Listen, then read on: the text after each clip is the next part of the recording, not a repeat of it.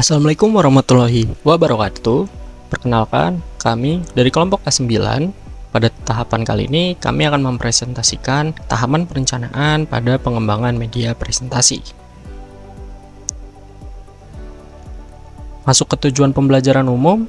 Setelah mempelajari video berikut, penonton diharapkan mampu mengimplementasikan 3 tahapan presentasi yang efektif yang terdiri dari perencanaan, persiapan, dan presentasi dengan baik.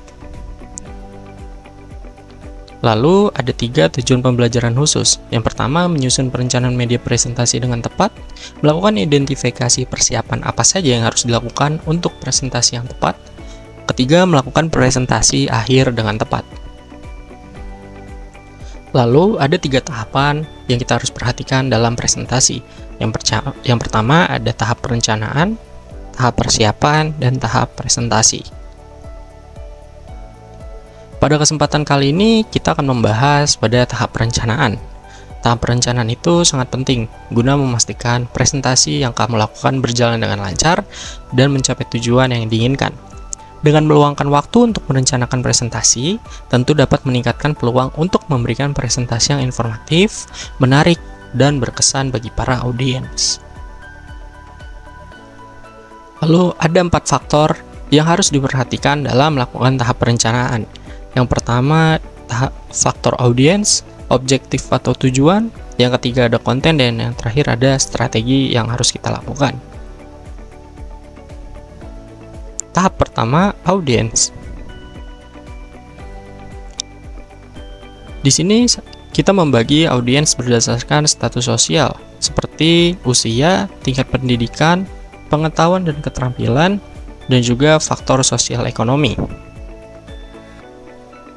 Dari penjelasan tipe-tipe tersebut, presentasi akan lebih mudah atau lebih sesuai dengan mereka, dan memberikan pemahaman yang lebih baik, juga mempengaruhi mereka lebih mudah dengan mengetahui karakteristik mereka tersebut. Lalu yang kedua ada objektif. Dalam objektif ini, presentasi harus dilakukan dengan didasari tujuan, agar apa yang diharapkan dapat dilakukan, diketahui atau dirasakan oleh para audiens.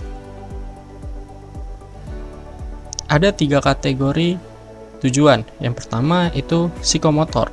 Psikomotor ini dimasukkan pada skill atau sebuah keterampilan. Lalu yang kedua ada kognitif.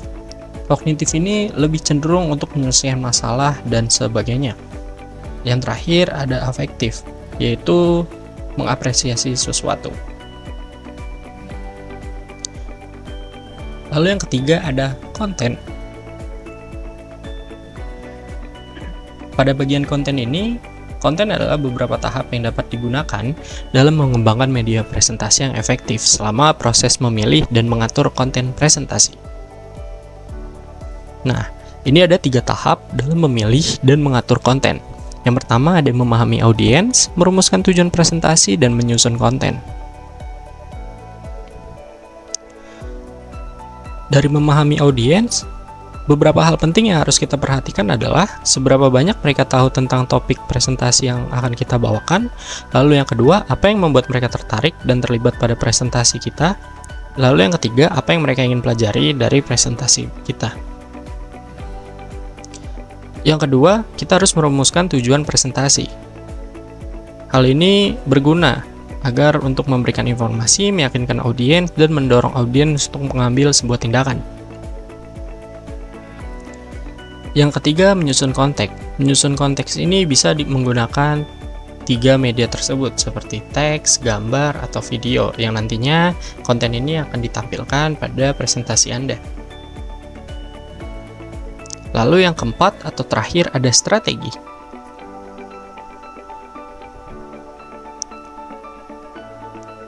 Strategi sendiri adalah konten atau pesan yang disampaikan secara tertulis, atau juga konten atau pesan yang disampaikan melalui media visual. Dalam pemilihan strategi, khususnya ada pemilihan media presentasi. Hal ini berguna agar pesan yang akan disampaikan, jenis media yang sesuai, dan preferensi untuk media juga mempengaruhi pemilihan media. Berikut contoh media antara lain.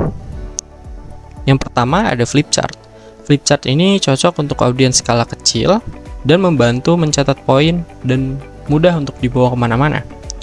Lalu yang kedua ada OHP. OHP ini memungkinkan audiens melihat pembicara dan pembicara memungkinkan untuk menggarisbawahi atau membulatkan hal-hal penting dalam presentasinya. Lalu yang ketiga ada slide. Slide ini cocok pada presentasi profesional. Slide ini juga sangat praktis untuk dibawa kemana-mana, tapi membutuhkan ruangan yang sedikit redup agar slide ini bisa ditampilkan secara maksimal. Lalu yang terakhir ada computer based media. Pada media ini menggunakan banyak peralatan elektronik yang mendukung jalannya presentasi Anda, seperti proyektor dan layar LCD. Lalu ini ada referensi dari kelompok kami. Ini dari tim kami ada Said Ali dan Muhammad Fauzan Azima.